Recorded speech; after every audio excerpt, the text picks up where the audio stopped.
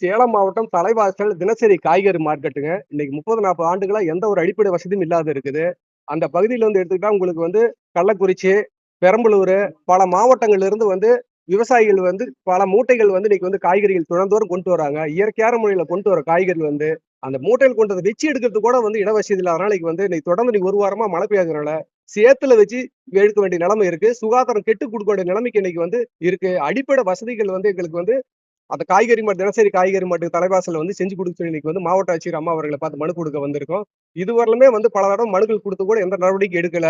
பாத்தீங்கன்னா இன்னைக்கு எடுத்துக்கிட்டீங்கன்னா வந்து 1 முழம் தண்ணி நிக்குது. விவசாயிகளுக்கு 2 மூட்டை 1 மூட்டை கொண்டு வர்றாங்கன்னா, அந்த டியூஸ்வெல்ல கொண்டு வர கூட தடுமாறி விழுந்துகிட்டு இருக்கிறாங்க.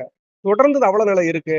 எங்களுக்கு வந்து சேலம் மாவட்ட தலைவாசல் தினசரி காய்கறி மார்க்கெட் வந்து அடிப்படை வசதிகள், குடிநீரு, கழிப்பிடம், விவசாயிகள் வந்தா மூட்டைகள் வச்சு எடுக்கிறதுக்கு சுகாதாரமான முறையில வந்து திண்ணை மாரி போட்டு, அட்டைய போட்டு எங்களுக்கு வந்து வண்டி நிறுத்தறது பார்க்கிங் மாரி பண்ணி குடுக்குன்னு சொல்லி வந்து உயர்த்திரு சேலம் மாவட்ட ஆட்சித்தலைவர் அவர்களை பார்த்து மனு கொடுத்ததுக்காக தலைவாசல் தினசரி காய்கறி மற்றும் விவசாயிகள் சார்பில் கோரிக்கை கொடுக்க வந்திருக்குங்க.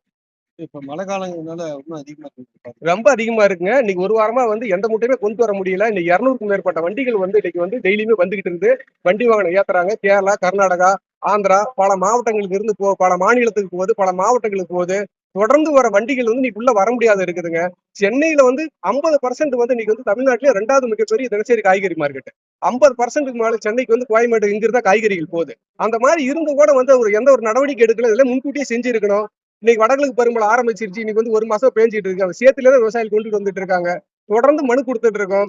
உயர்திரு சேலம் மாவட்ட ஆட்சித்தலைவர் வந்து உடனடியாக நடவடிக்கை எடுன்னு சொல்லி விவசாயிகள் சார்பில் கோரிக்கை கொடுக்குறேன்.